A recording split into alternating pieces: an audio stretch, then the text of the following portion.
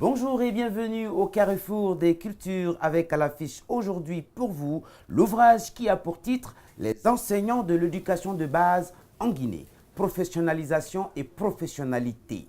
Son auteur, Dr Baba Diané, nous fait le plaisir de nous tenir compagnie tout le long de ce numéro. Mesdemoiselles, mesdames et messieurs, l'émission Parenthèse pour le compte d'aujourd'hui, c'est parti.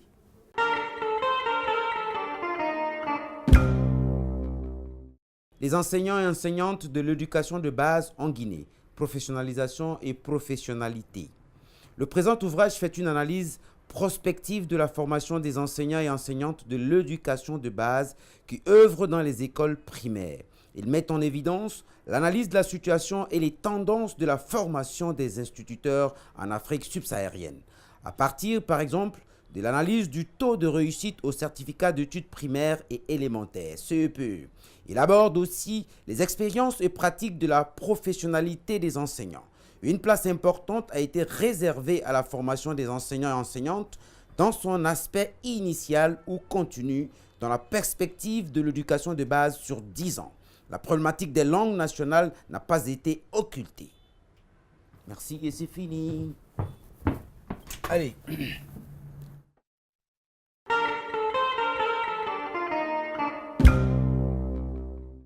Docteur Diané, bonjour. Bonjour. Je veux vous serrer la main. Bonjour. On est content de vous recevoir sur le plateau de Parenthèse. Merci. Parce qu'effectivement, vous êtes auteur de cet ouvrage, donc l'ouvrage qui fait l'objet de notre émission d'aujourd'hui. Alors, je le disais tantôt, le titre c'est « Les enseignants de l'éducation de base en Guinée. Professionnalisation et professionnalité ». Alors, très rapidement, c'est vrai que à la 4e de couverture de votre ouvrage, on apprend que voilà, ça a déjà été signalé, donc on va continuer. Je veux dire, on commence tout de suite par vous poser la question, et ça c'est sur le titre, hein, déjà. Vous dites les enseignants de l'éducation de base en Guinée. Après, en sous-titre, c'est indiqué professionnalisation et professionnalité. Hein, pour nous qui ne sommes pas initiés à la science, je veux dire, professionnalisation et professionnalité, quelle est la différence? Enfin, tout de suite, c'est ce qu'on a envie de vous poser comme question. Ok, merci M. Koné. Avant de venir à la réponse de votre question, je voudrais tout d'abord vous remercier de l'opportunité que vous m'avez offerte de venir partager sur l'ouvrage dont vous avez décliné l'intitulé tout de suite. Et je m'en vais peut-être apporter un tout petit rectificatif ou un complément pour dire que question de genre oblige, ce sont les enseignantes et les enseignants de l'éducation de base en République de Guinée, professionnalisation et professionnalité. Tout à fait, tout au long de l'émission, nous allons venir sur la définition de chacun de ces termes. Oui. Et étant entendu que dans la partie glossaire, nous avons essayé de définir ces deux notions pour amener le lecteur à une compréhension de ces thèmes.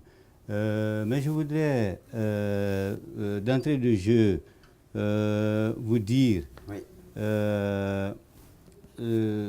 La principale motivation qui m'a amené à réfléchir et à écrire cet ouvrage. En effet, au jour d'aujourd'hui, plusieurs pays d'Afrique subsaharienne prônent une politique d'éducation de base de 10 ans. Une politique d'éducation de base de 10 ans qu'on appelle dans d'autres pays enseignement fondamental. Cet enseignement fondamental se caractérise par 6 années de scolarité au niveau de l'école primaire ou d'autres l'appellent école élémentaire, plus 4 années du premier cycle du secondaire que nous appelons en Guinée ici le collège. Voilà. Le projet donc d'une éducation formelle, comme vous devez, une éducation fondamentale, j'allais dire, comme vous devez vous en rendre compte, est un chantier actuellement en République de Guinée. Tout à fait. Et chaque année, en République de Guinée, le système éducatif fait face à un goulot d'étranglement important causé par un nombre d'enfants qui sont privés d'une scolarisation de 10 années. Or, comme vous le savez, cette scolarisation de 10 ans est vraiment un socle d'une éducation de base, durable, pour l'acquisition des compétences de base nécessaires à la vie active. Et c'est pour cela. Je voudrais donner un petit chiffre. Tous les ans, n'est-ce pas, une étude a prouvé que ce sont près de 300 000 jeunes qui chaque année quittent le système d'enseignement général, c'est-à-dire entre la classe de la 5e année qu'on appelle le CM1 et la classe de 10e année. Bon, ils savent éventuellement lire et écrire, mais ne peuvent pas se servir de leurs mains parce qu'ils n'ont aucune qualification professionnelle pour entrer dans le marché de l'emploi. C'est un gaspillage de ressources qu'on ne peut pas se permettre. On ne peut pas continuer à opter pour ce gaspillage de ressources. Et c'est ce qui nous a fait un peu réfléchir sur le libellé de cet ouvrage. En effet, la professionnalisation, j'aime souvent utiliser ce mot, je vais utiliser le français facile. Oui. Le français facile pour définir la professionnalisation et la professionnalité. Alors, vous me permettrez donc de prendre un peu mon ouvrage dans sa partie glossaire, où les deux premiers mots sont vraiment définis comme étant la professionnalisation, comme étant un processus d'amélioration des capacités et de rationalisation des savoirs mis en œuvre dans l'exercice d'une profession. Et il va sans dire que la profession qui nous intéresse ici, c'est la profession enseignante. Oui. Alors, c'est donc une stratégie et une rhétorique déployée par le groupe professionnel pour revendiquer une élévation dans l'échelle sociale. Enfin, à l'échelle de l'individu, l'adhésion à la rhétorique et aux normes établies collectivement selon le sens que je viens de décliner tout à l'heure. Par rapport à la professionnalité interroge l'ensemble des compétences professionnelles mobilisées dans l'exercice d'une profession sous le double point de vue de l'activité et de l'identité. La professionnalité combine savoir, expérience, relations, contraintes diverses et elle met en jeu des composantes institutionnelles, aussi bien institutionnelles, organisationnelles, contextuelles et des composantes plus subjectives liées à l'engagement dans la pratique du métier. Et le métier qui nous concerne, c'est vraiment le métier de l'enseignement, le métier de la formation à l'enseignement. À la base. Oui. Et on pourrait même aussi dire le monsieur de l'apprentissage. Alors, si vous venez seulement de vous joindre à nous, hein, on l'a annoncé, enfin, on l'a déjà indiqué, l'ouvrage qui fait l'objet de notre numéro parenthèse d'aujourd'hui, c'est l'ouvrage donc de Dr Baba Diané qui est donc avec nous sur ce plateau, les enseignantes de l'éducation de base en Guinée, professionnalisation et professionnalité. Alors donc effectivement, nous on a lu l'ouvrage et puis effectivement vous faisiez référence tout à l'heure au glossaire et puis c'est vrai qu'il y a, ça on l'a pas, je veux le signaler, l'ouvrage est préfacé par monsieur le ministre Damantan, Albert Damantan Camara, hein, donc, qui a préfacé. D'ailleurs, la préface donne une idée assez très synthétique du contenu de l'ouvrage. Hein. C'est l'occasion pour nous de faire un petit clin d'œil à monsieur le ministre. Et puis, il y a, alors évidemment, il y a une dédicace et puis des remerciements. Vous allez comprendre pourquoi. Et puis, il y a toute une liste d'acronymes hein, que vous expliquez. Donc, il y a eu un travail, c'est vraiment un travail de spécialiste de l'éducation. Précision, j'ai même pensé à un moment donné, en lisant le livre, j'ai dit, ah mais attention, ça c'est un travail chirurgical, on va dire, parce que c'est vraiment précis. Et je signale aussi que, ça c'est pour nos téléspectateurs, que vous avez fait une thèse de doctorat justement sur cette question. Ça veut dire que vraiment vous êtes dans votre élément en quelque sorte. Et il y a une introduction qui est très riche. Et quelque chose qu'on a aussi relevé en tant que lecteur dans votre ouvrage, c'est qu'il y a beaucoup de données. Donc c'est un travail de recherche, c'est un travail d'analyse, c'est un travail où il y a beaucoup de comparaisons. Et c'est très didactique parce que vous fournissez beaucoup, il y a beaucoup de tableaux. Hein, donc qui permettent tout de suite de se faire une idée, même quand on est bleu comme moi, on se fait assez rapidement une idée. Alors, il y a un élément donc, que j'ai noté, je voudrais, et ça c'est dans l'introduction, vous dites dans un passage, vous faites référence à la source d'apprentissage scolaire en Afrique. Hein, la source, c'est l'école en général et le maître en particulier, dites-vous. Hein, et vous dites que c'est pour ça qu'il est important qu'il y ait une attention particulière. Bon, la question de l'éducation, celle de liée donc au maître, hein, à l'enseignant, est d'autant plus important. Hein, dites-vous qu'il faut une attention particulière pour ce qui concerne la formation de ce dernier, sa motivation et la qualité de ses prestations. Parfait. Avant de venir à la question que vous me posez, je vous remercie d'abord pour le compliment. Et vous avez parlé tantôt de Monsieur le ministre Damantan Albert Camara, qui a bien voulu accepter de préfacer l'ouvrage. Et je lui rends hommage pour cette confiance. Nous avons en effet travaillé assez longtemps avec monsieur le ministre et il nous a toujours encouragés parce que j'étais en son temps, c'est lui qui m'a nommé directeur national de la formation professionnelle et technique. Il nous a donc toujours encouragés à ma qualité d'enseignant-chercheur, de persévérer vraiment dans la recherche et de persévérer dans la publication. Et cela dit, la question que vous m'avez posée, refaire un peu à l'effet enseignant. À l'effet enseignant. Oui.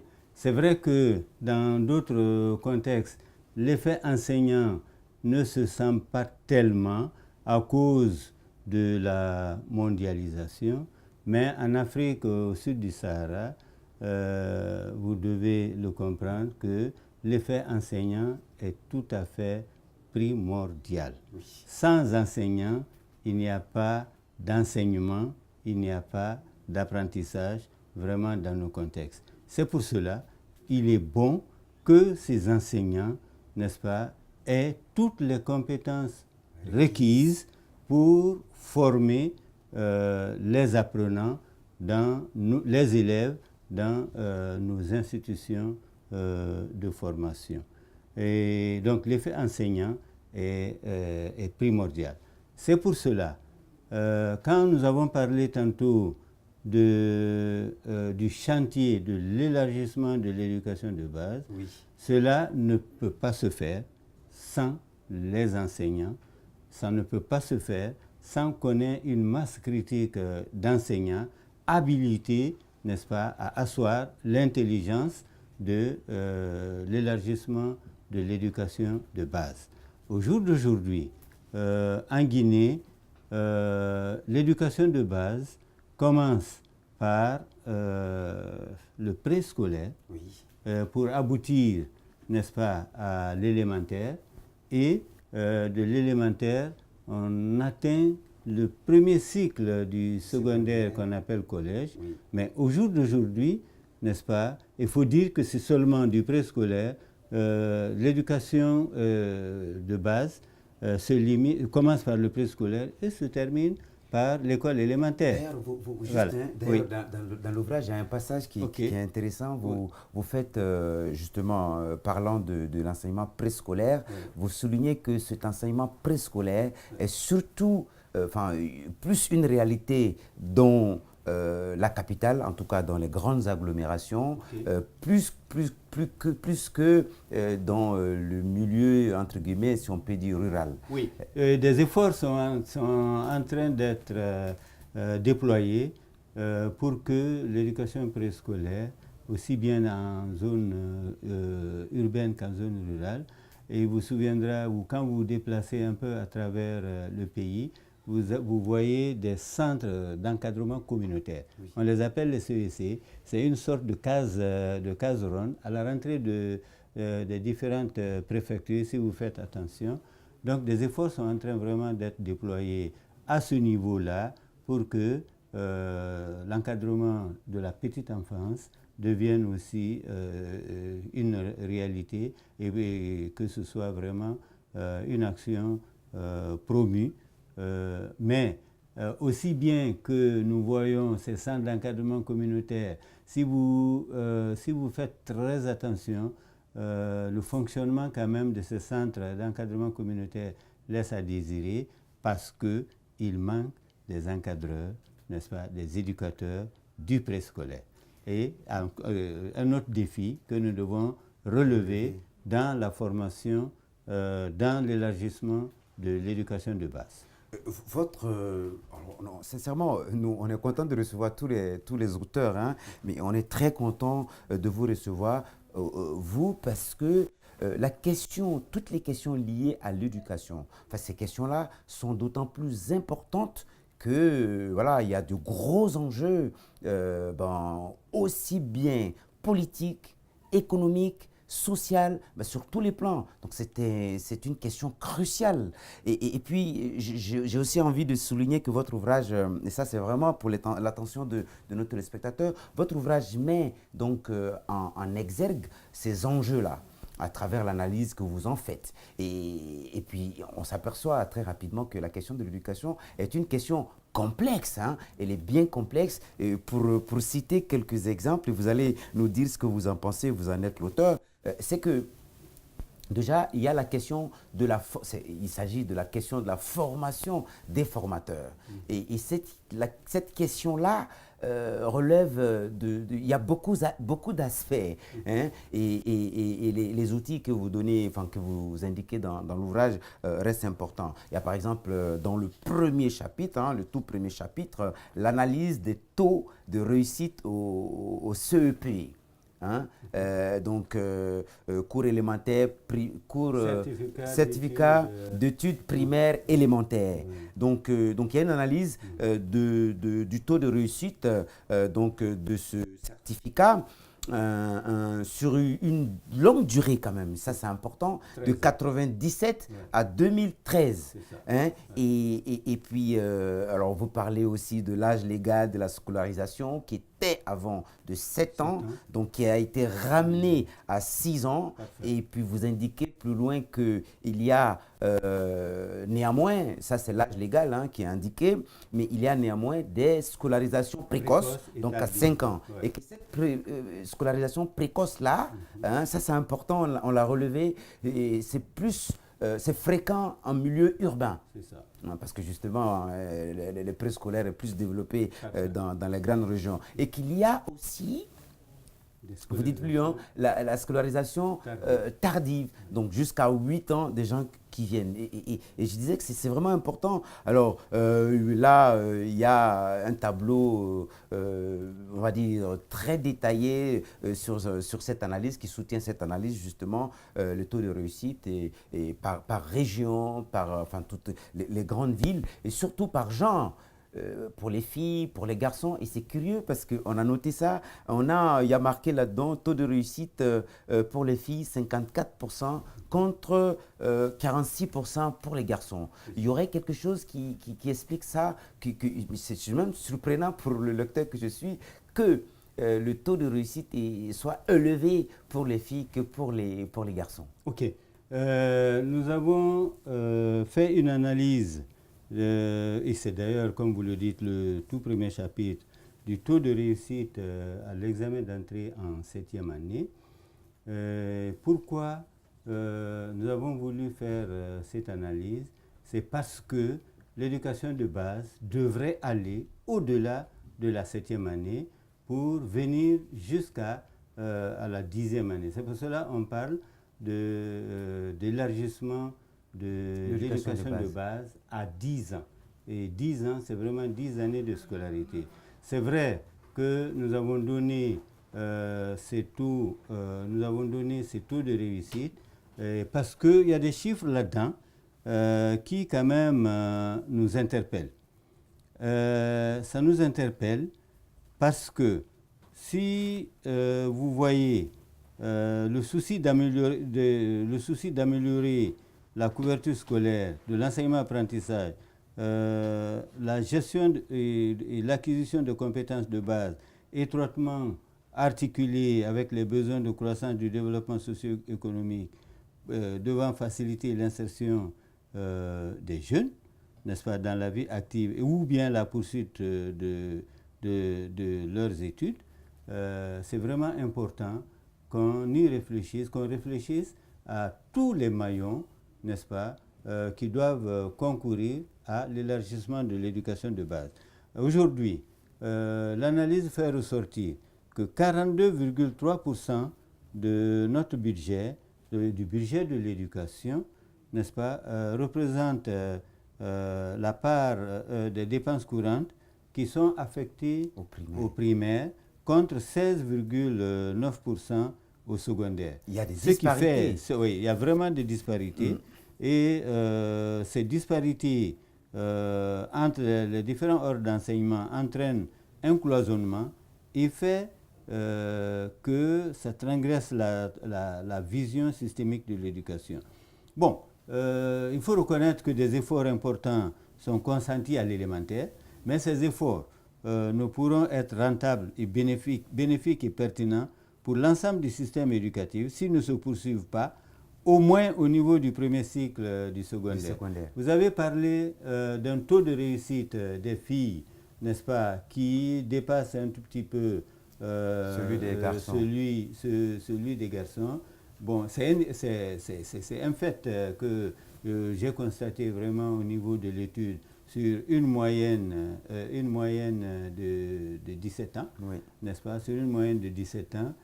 Mais j'avoue que je n'ai pas mené des réflexions profondes sur la cause de la réussite, les facteurs de la réussite des filles versus les garçons. Mais ce qui m'a intéressé là, c'est le goulot d'étranglement que cet examen crée, parce qu'un effectif important de jeunes reste à la traîne parce que victime du non-élargissement de l'éducation de base à 10 ans. Alors, et on a noté beaucoup de choses. Il faut je vais essayer de me débrouiller pour qu'on puisse évoquer le maximum de choses dans l'ouvrage, parce qu'effectivement, l'ouvrage, il faut le dire, hein, il est épais, parce que super bien fouillé, fourni, j'avais envie de dire. 200, on est à 240 pages quand même. Et là, alors, on a noté ceci aussi, c'est-à-dire que vous parlez de la pression sur les enseignants. Il y a quelque chose, et ça, il se trouve qu'il y a un raisonnement, vous dites dans l'ouvrage, hein, ça c'est pas de moi, il y a un raisonnement d'après lequel les sociétés sont mal en point, les sociétés seraient mal en point, donc je peux même me permettre de dire ça comme ça, moi c'est ce qui m'est venu en tête, nos sociétés sont malades, en raison du fait que l'éducation est en partie, enfin l'éducation serait responsable du fait que les sociétés sont mal en point. Oui, et vous faites une analyse de de ça. Ça, c'est un peu admis. D'ailleurs, ça, c'est pas propre qu'à nos sociétés africaines. D'ailleurs, là, on aura l'occasion peut-être d'en parler, mais je me permets de parler de ça un peu. C'est que vous revenez vraiment en arrière depuis les années 40 pour parler des méthodes traditionnelles de l'enseignement depuis l'Europe, donc juste après la guerre.